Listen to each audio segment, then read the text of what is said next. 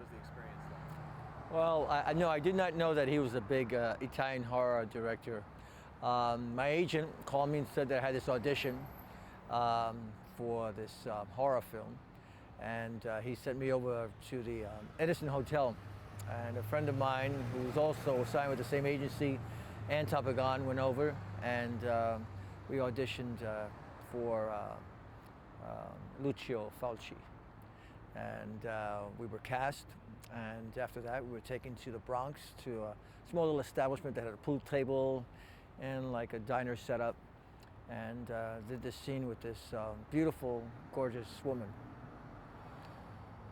Well, was the scene only like a one-day shoot? And It was a one-day shoot, one afternoon. It was very nice, very charismatic, a lot of energy, and had a lot of feeling, with his directing, which I enjoyed. And it was my first time working with a foreign director.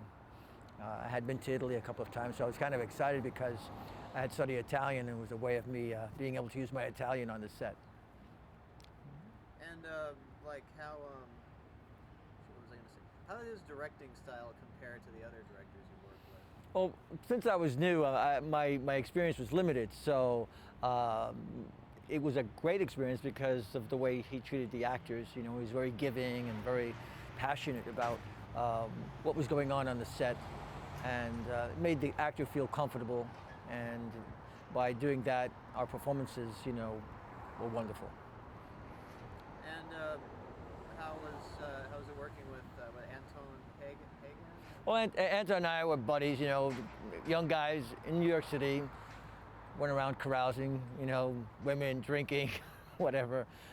It was great. So it was nice that I was working with a friend, because the relationship helped itself by in the scene, by knowing someone and being a friend, and just playing pool and having this wonderful lady come in. I think she pulled up in a Porsche, if I remember correctly. And I didn't realize that it was that type of a horror film until years later, till I did some research, and I saw something about the New York Ripper, and I ordered a film, a DVD, and I saw the film, and I said, wow, this is some bloody stuff. Shoot. Well, so I mean, like, when you saw the film finally, were you really surprised? Had you read the script before they cast you, or just? Yes, I read the script, and because I'm from New York, I was born and raised in New York, and it was a film about New York. I felt good about that. There was that one scene in the ferry where this girl gets slashed in a little BMW, not a BMW, a VW. And I remember taking that ferry, going back and forth to Manhattan when I was studying acting and singing. So it brought back some memories. Well, I mean, did you have a good experience working with the Italian crew, and would you, go and do it again? Definitely. For a first time feature film that I was in, it was an incredible experience for me. And like I said, Lucio was very giving and passionate, and very warm, felt comfortable. I wish all my experiences would have been like that. There were some that weren't in my career, but with Lucio, I felt the warmth and a giving that I like to feel on most of the things that I do. Yeah. Well, how much did you interact with them off set? They were pretty busy. I mean, this was just one scene, one day. The interaction that I had was at the hotel for the audition, and he directed us to do the scene a couple of ways in the hotel. And then went home. My agent called me that I was booked on the job, and I was given the location, met up there, and had a great time doing it. So in the years since, have you ever been recognized on the street, or has anybody talked to you about this that role in that specific film? Not specifically, because I don't know if it was a major release here. It may have been a bigger release in Europe. I mean, now I do because I've done a body of work since then. But like I said, it wasn't until 10 years after that I actually got a copy of the Ripper from New York and viewed it on my DVD player. Yeah, it's kind of strange how I don't think that movie really was that big when it came out, but over the years it's become this big cult Oh yeah, hit, horror movie. there have been many movies that have kind of grown with time. Audiences seem to embrace it, and then people who haven't seen it get to see it and get to know it. I also went and researched a lot of the other movies that he did, zombies and movies like that, and found them interesting. And why do you think they misspelled your name in the credits?